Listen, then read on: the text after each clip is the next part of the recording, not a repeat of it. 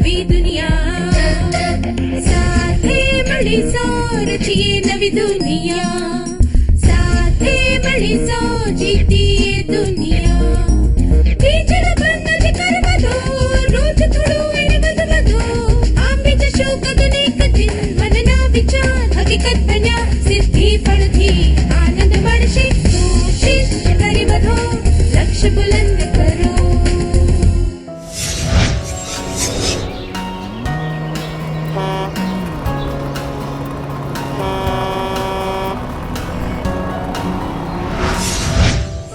નમસ્તે વિદ્યાર્થી મિત્રો, તમને બધાને ફરી મળી આનંદ થયો.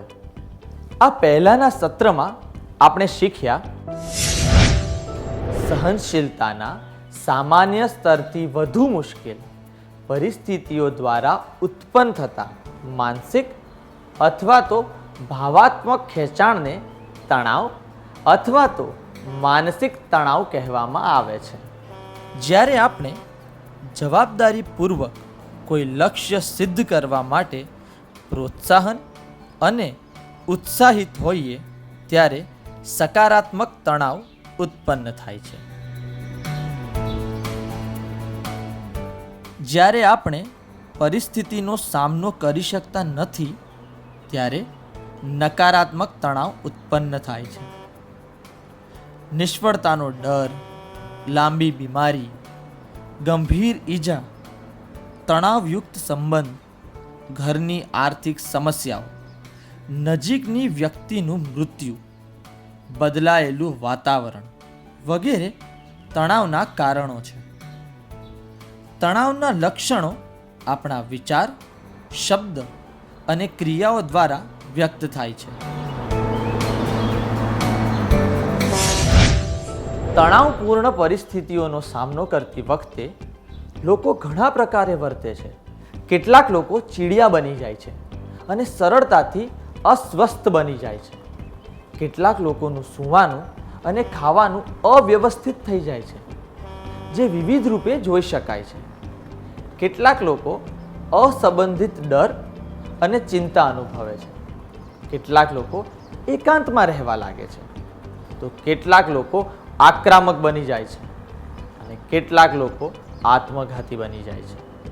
અનિશ્ચિતતાઓ અને સમસ્યાઓ માનવ અસ્તિત્વના એક ભાગરૂપે છે. તેવું જાણતા હોવા છતાં લોકોને આવી પરિસ્થિતિઓનો સકારાત્મક રીતે સામનો કરવામાં તકલીફ પડે છે. તે બાબત ખૂબ દુઃખદાયી છે. આપણે આગળ જે લક્ષણોની ચર્ચા કરી તે બધા જ તેના પરિણામ છે. તેને લીધે બીજો પ્રશ્ન ઉત્પન્ન થાય છે, શું આપણે પોતાના પર કાબૂ મેળવીને તણાવનું નિયંત્રણ કરી શકીએ છીએ? ચાલો એક પ્રવૃત્તિ કરીને આ અંગે વધુ જાણીએ. શું તમારામાંથી કોઈ વિદ્યાર્થી અહીં આવીને તમે પહેલેથી જ જે વિશે કોઈ તૈયારી ન કરી હોય તેવા વિષય અંગે ભાષણ આપશે?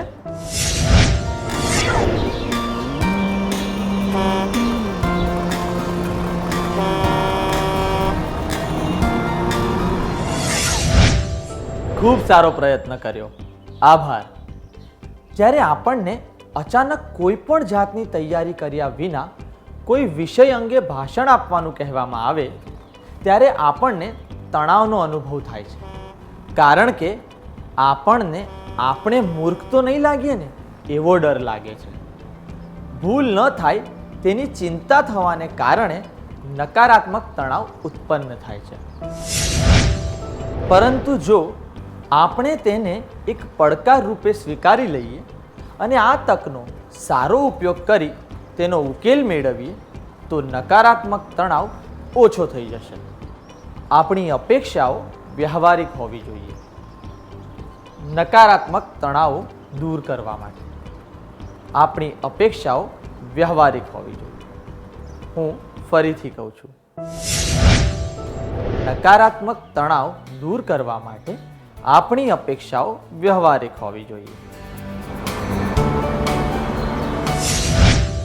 આપણા જીવનની જ્ઞાત અને અજ્ઞાત સમસ્યાઓનો સામનો કરવા માટે કેટલાક મુખ્ય કૌશલ્યો અને ક્ષમતાનો વિકાસ કરવાનું જરૂરી હોય છે.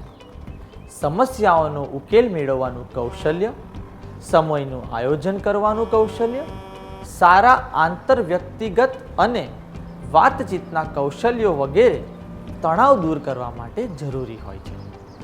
સમસ્યાઓના ઉકેલ માટેના કૌશલ્યોને કારણે સમસ્યાઓ ઓળખી શકાય છે અને તેની સાથે જોડાયેલા મુદ્દાઓ વિશે જાણકારી મેળવવામાં અને તેનો યોગ્ય રીતે ઉકેલ લાવવામાં મદદ મળે છે. તેને લીધે આપણા જીવનમાં તણાવની અસર દૂર કરવામાં મદદ મળે છે. સમયનું આયોજન કરવાના કૌશલ્યને કારણે પણ તણાવ દૂર કરવામાં મદદ મળે છે. જવાબદારીઓને ઓળખીને તેને પ્રાથમિકતા આપવાથી આપણો સમય બચે છે અને સાથે સાથે આપણું જીવન પણ શાંતિપૂર્વક વીતે છે. સારા આંતરવ્યક્તિગત અને વાતચીતના કૌશલ્યો આપણી ચિંતાઓ ઓછી કરે છે અને તેને લીધે તણાવ દૂર કરવામાં મદદ મળે છે. હવે આપણે એક પ્રવૃત્તિ કરીએ. તમારી ક્યાં તો તમારો એક મિત્ર કોલેજમાં પોતાની પસંદગીના કોર્સમાં પ્રવેશ મેળવવાની ઈચ્છા ધરાવે છે, પરંતુ તેના માટે વધુ ગુણની જરૂર છે. પ્રવેશ પરીક્ષાની તૈયારી કરતી વખતે તે ખૂબ તણાવ અનુભવી રહ્યા છે. એક શુભેચ્છક તરીકે તમે તેને કહેવા માંગો છો કે પરીક્ષામાં સફળતા પ્રાપ્ત કરવા માટે તેણે કયા કૌશલ્યનો વિકાસ કરવો જોઈએ. શું તમારામાંથી 2 વિદ્યાર્થીઓ આ દ્રશ્યનો અભિનય કરીને બતાવશે?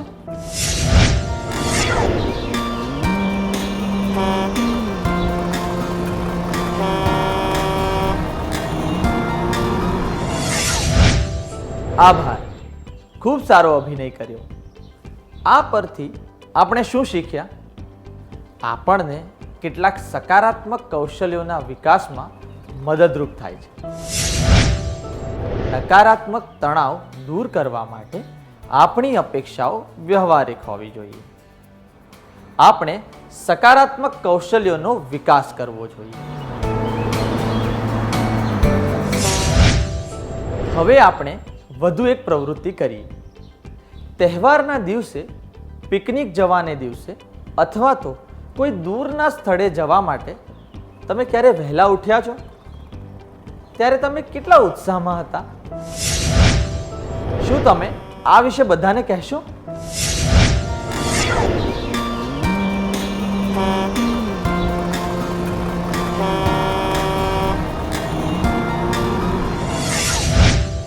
આભાર. જે પ્રસંગોની આપણે આનંદપૂર્વક રાહ જોઈ રહ્યા હોઈએ છીએ તે પ્રસંગે સવારે વહેલા ઉઠી જવાનું આપણને મુશ્કેલ અથવા તો તણાવયુક્ત નથી લાગતું, પરંતુ પરીક્ષાની તૈયારી કરવા માટે અથવા તો પછી ઘરનું કામ કરવા માટે જો આપણે વહેલું ઉઠવું પડે તો તે આપણને મુશ્કેલ અથવા તો તણાવયુક્ત લાગે છે. આ ફક્ત વ્યક્તિગત શિસ્ત અને માનસિક બાબત છે. વ્યક્તિગત શિસ્ત દ્વારા ગૌરવભેર અને સરળતાપૂર્વક તણાવનું નિયંત્રણ કરી શકાય છે. જો આપણા વ્યક્તિગત શિસ્ત અને આપણા કાર્યો સંતુલિત હોય તો આપણે તણાવને બને તેટલો દૂર કરી શકીએ છીએ. શિસ્તના અભાવને કારણે કેટલાક લોકો જીવનની અનિશ્ચિતતાઓનો સામનો કરવા માટે સક્ષમ નથી હોતા અને તેઓ આવી પરિસ્થિતિમાં વિકાસ કરી નથી શકતા. હકીકતે તણાવ ઉત્પન્ન કરનાર પરિસ્થિતિઓને શિસ્ત દ્વારા અટકાવી શકાય છે. નકારાત્મક તણાવ દૂર કરવા માટે આપણી અપેક્ષાઓ વ્યવહારિક હોવી જોઈએ. આપણે સકારાત્મક કૌશલ્યોનો વિકાસ કરવો જોઈએ. આપણે શિસ્ત જાળવવું જોઈએ. શું તમે અથવા તો તમારા મિત્ર ક્યારેય બ્રેકફાસ્ટ કર્યા વિના સ્કૂલે આવ્યા છો? આવા સમયે તમે અથવા તમારા મિત્ર લંચ ટાઈમ સુધી દરરોજ જેવો જ અનુભવ કરો છો કે પછી તમે અભ્યાસમાં તમારું ધ્યાન કેન્દ્રિત કરી શકતા અને તેને લીધે તણાવ અનુભવો છો? તમારામાંથી 2 વિદ્યાર્થીઓ અહીં આવીને તમારા અનુભવ બધાને કહી શકશો?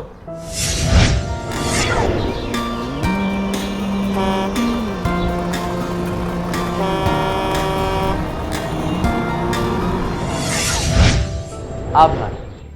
સુખી અને સંતોષી જીવનના રહસ્યો પોષણયુક્ત ખોરાક અને કસરત છે. આપણે જોયું કે ભોજનમાં ગડબડ થવી એ તણાવનું સામાન્ય લક્ષણ છે. આરોગ્યવર્ધક ખોરાક ખાવાની ટેવ જાળવી રાખવાથી તણાવને રોકી શકાય છે. નકારાત્મક તણાવ દૂર કરવા માટે આપણી અપેક્ષાઓ વ્યવહારિક હોવી જોઈએ. આપણે સકારાત્મક કૌશલ્યોનો વિકાસ કરવો જોઈએ. આપણે શિસ્ત જાળવવું જોઈએ. આપણે પોષણયુક્ત ખોરાક ખાવો જોઈએ અને વ્યાયામ કરવો જોઈએ.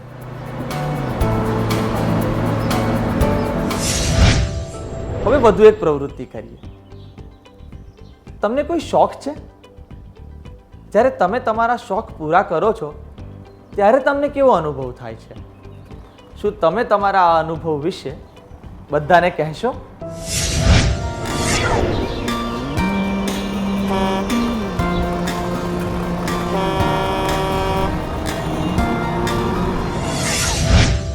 આભાર. નવરાશની પળોમાં વાંચન કરવું, ચિત્રો દોરવા, હસ્તકળા કરવી, નૃત્ય કરવું વગેરે જેવી સકારાત્મક પ્રવૃત્તિઓને કારણે તણાવને રોકી શકાય છે. આવી ટેવ જીવનમાં સારું પરિવર્તન લાવે છે અને તેને લીધે ખરાબ પરિસ્થિતિની ખરાબ અસરથી બચી શકાય છે તેમજ મન શાંત રહે છે. આમ નકારાત્મક તણાવને દૂર કરવા માટે આપણી અપેક્ષાઓ વ્યવહારિક હોવી જોઈએ. આપણે સકારાત્મક કૌશલ્યોનો વિકાસ કરવો જોઈએ. આપણે શિસ્ત જાળવવું જોઈએ. આપણે પોષણયુક્ત ખોરાક ખાવો જોઈએ અને વ્યાયામ કરવો જોઈએ. આપણે સકારાત્મક પ્રવૃત્તિઓ કરવી જોઈએ. તમે એકદમ નવા સ્થળ પર છો અને તમે ત્યાં કોઈને ઓળખતા નથી. આવા સ્થળે તમારે એક અઠવાડિયું પસાર કરવાનું છે. અચાનક તમે કોઈ એવી વ્યક્તિને મળો છો જેને તમે ઓળખો છો અને તે વ્યક્તિ પણ તમારા જ વિસ્તારમાં એક અઠવાડિયા માટે રહેવાની છે તેવી તમને ખબર પડે છે. તમે કેવી લાગણીનો અનુભવ કરશો? તણાવ, રાહત કે વ્યાકુળતા? 1. તણાવ. 2. રાહત. 3. વ્યાકુળતા. જ્યારે આપણને ખબર પડે કે કોઈ પરિચિત વ્યક્તિ આપણા જ વિસ્તારમાં રહે છે ત્યારે આપણને રાહતની લાગણીનો અનુભવ થાય છે. તે સમયે આપણને તણાવ કે વ્યાકુળતાનો અનુભવ નહીં થાય. શારીરિક અથવા તો ભાવાત્મક રૂપે સુરક્ષિતતાનો અનુભવ તણાવ દૂર કરવામાં મદદ કરે છે. સુરક્ષિતતાની આ લાગણીને કારણે અસુરક્ષિતતાની લાગણી દૂર થઈ જાય છે જે ઘણી વખત તણાવનું કારણ હોઈ શકે. યોગ્ય આયોજન અને દ્રષ્ટિકોણ દ્વારા પોતાની જાતને સુરક્ષિતતાનો અનુભવ કરાવવા માટે તૈયાર કરી શકાય છે. લોકો જેનો સામનો કરે છે તેવા મોટા ભાગના યુદ્ધ મનથી જીતી શકાય છે કે હારી શકાય છે. યુદ્ધ ભૂમિ પર જીતતા પહેલા આપણે યુદ્ધ મનથી જીતી જવું જોઈએ. હું ફરી કહું છું, યુદ્ધ ભૂમિ પર જીતતા પહેલા આપણે યુદ્ધ મનથી જીતવું જોઈએ. હવે વધુ એક પ્રવૃત્તિ કરીએ. તમારે એક કોચિંગ કેમ્પ માટે પંજાબ જવાનું છે. તમને પંજાબી અને હિન્દી ભાષા આવડતી નથી.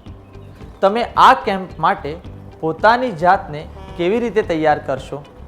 શું તમારામાંથી 3 વિદ્યાર્થી અહીં આવીને આ પરિસ્થિતિનો અભિનય કરી બતાવશે?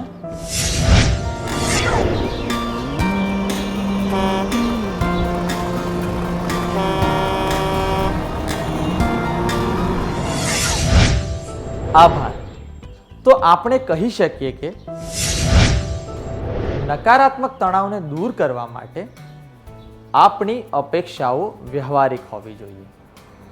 આપણે સકારાત્મક કૌશલ્યોનો વિકાસ કરવો જોઈએ. આપણે શિસ્ત જાળવવું જોઈએ.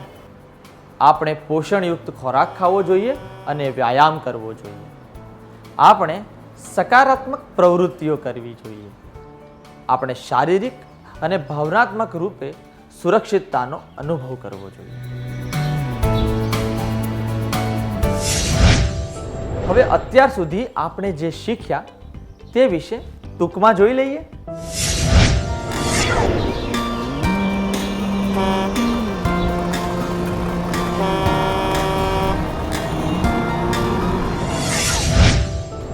નકારાત્મક તણાવને દૂર કરવા માટે આપણી અપેક્ષાઓ વ્યવહારિક હોવી જોઈએ. આપણે સકારાત્મક કૌશલ્યોનો વિકાસ કરવો જોઈએ. આપણે શિસ્ત જાળવવું જોઈએ. આપણે પોષણયુક્ત ખોરાક ખાવો જોઈએ અને વ્યાયામ કરવો જોઈએ. આપણે સકારાત્મક પ્રવૃત્તિઓ કરવી જોઈએ. આપણે શારીરિક અને ભાવનાત્મક રૂપે સુરક્ષિતતાનો અનુભવ કરવો જોઈએ. આટલી સરસ રીતે સારાંશ કહેવા બદલ આભાર. શું હવે આપણે થોડું ગૃહ કાર્ય કરી લઈએ, જેથી આ સત્રમાં શીખેલી બાબતો આપણને સારી રીતે યાદ રહી જાય?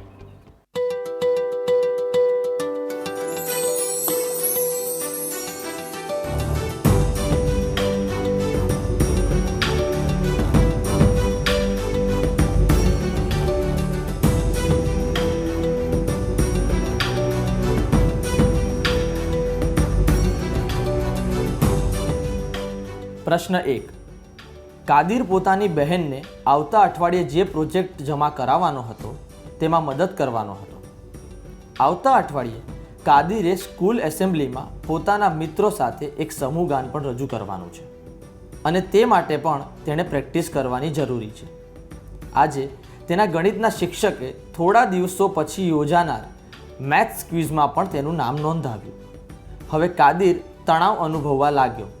જો તમે કાદિરની જગ્યાએ હો તો તમે શું કરશો? જવાબ 1. હું મારી બહેનને કહી દઈશ કે તેણે પોતાની જાતે પ્રયત્ન કરવો જોઈએ. 2. હું ટાઈમ ટેબલ બનાવી મારે મારા પ્રત્યેક કામ માટે કેટલો સમય ફાળવવાનો છે તેનો નિર્ણય લઈશ. 3. હું વિચારીશ કે મારે સમૂહ ગાનના કાર્યક્રમમાંથી બહાર નીકળી જવું જોઈએ. પ્રશ્ન 2. પરીક્ષામાં પૂછાયેલા દરેક પ્રશ્નનો જવાબ તમને ખબર છે અને તમે ઉત્સાહથી વિસ્તારપૂર્વક તે બધાનો જવાબ લખી રહ્યા છો. પરીક્ષા પૂરી થવાની 1 કલાક પહેલાં તમને ભાન થાય છે કે હજી તો ઘણા જવાબ લખવાના બાકી છે અને તમે તણાવ અનુભવવા લાગો છો. તમે આ તણાવનું નિયંત્રણ કેવી રીતે કરશો? જવાબ 1. હું બાકીના પ્રશ્નોના જરૂર પૂરતા જ જવાબ લખીશ. જવાબ 2. હું વિસ્તારપૂર્વક જવાબ લખતો કે લખતી જ રહીશ. જવાબ 3. શું કરું તે વિચારવામાં હું દિગ્મૂઢ થઈને બેસી રહીશ. પ્રશ્ન 3. તમે તમારા નવા ઘરમાં રહેવા જઈ રહ્યા છો. સાંજ સુધીમાં ઘરનો બધો જ સામાન નવા ઘરે લઈ જવાનો છે.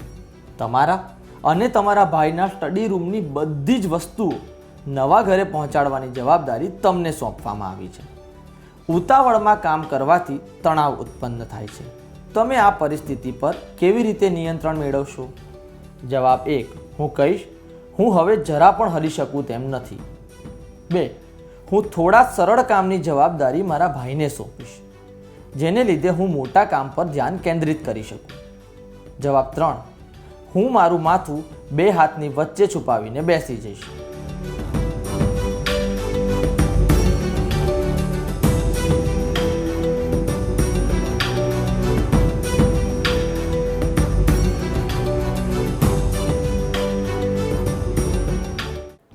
શું તમે હવે પછીના સત્રમાં તમારું ગૃહ કાર્ય પૂર્ણ કરી લાવશો? ત્યાં સુધી આવજો મિત્રો.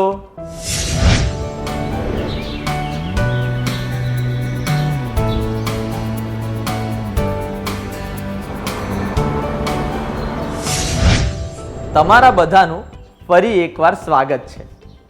શું આપણે હવે જવાબો વિશે જાણીએ?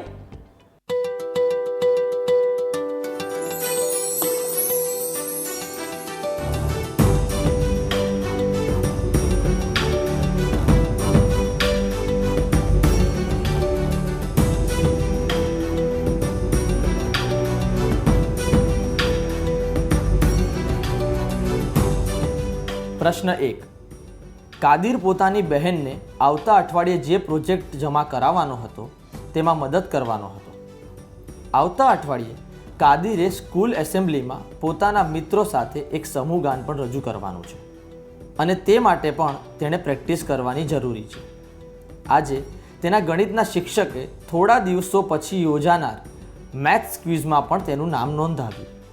હવે કાદિર તણાવ અનુભવવા લાગ્યો. જો તમે કાદિરની જગ્યાએ હો તો તમે શું કરશો?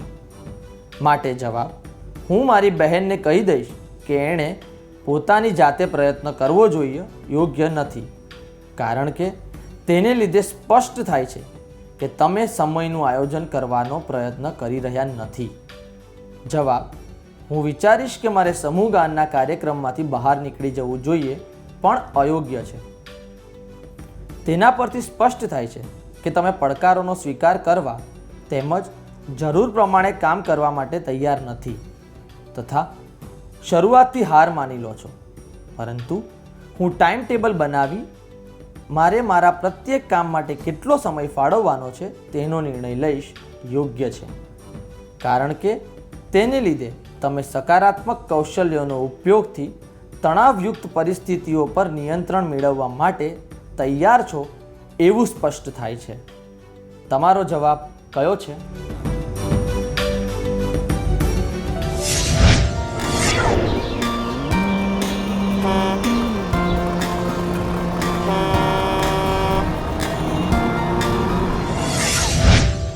પ્રશ્ન 2. પરીક્ષામાં પૂછાયેલા દરેક પ્રશ્નનો જવાબ તમને ખબર છે અને તમે ઉત્સાહથી વિસ્તારપૂર્વક તે બધાનો જવાબ લખી રહ્યા છો.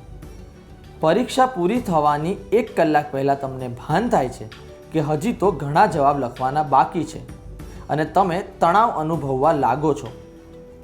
તમે આ તણાવનું નિયંત્રણ કેવી રીતે કરશો? માટે જવાબ: હું વિસ્તારપૂર્વક જવાબ લખતી જ રહીશ અને જવાબ શું કરું તે વિચારમાં હું દિઢમુખ થઈને બેસી રહીશ યોગ્ય નથી, કારણ કે તેના દ્વારા સ્પષ્ટ થાય છે કે તમે તણાવને કારણે નિષ્ક્રિય બની જાઓ છો. પરંતુ જવાબ: હું બાકીના પ્રશ્નોના જરૂર પૂરતા જ જવાબ લખીશ યોગ્ય છે, કારણ કે તેમાં તણાવ પર નિયંત્રણ મેળવવાનો તમારો વિચાર તેમજ યોગ્ય કૌશલ્ય સ્પષ્ટ થાય છે. તમારો જવાબ કયો છે?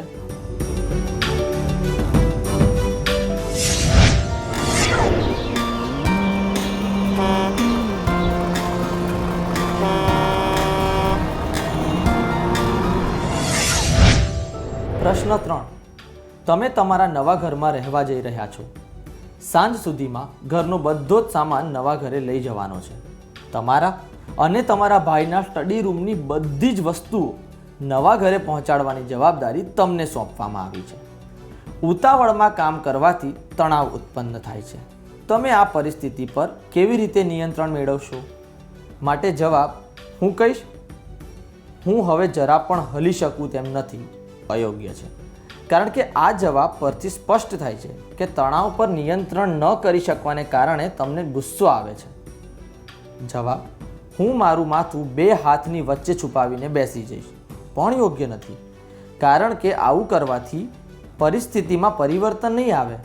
જ્યારે જવાબ: હું થોડા સરળ કામની જવાબદારી મારા ભાઈને આપીશ, જેને લીધે હું મોટા કામ પર ધ્યાન કેન્દ્રિત કરી શકું યોગ્ય છે, કારણ કે તેમાં તણાવના નિયંત્રણ માટેની યોજના સ્પષ્ટ થાય છે. તમારો જવાબ કયો છે?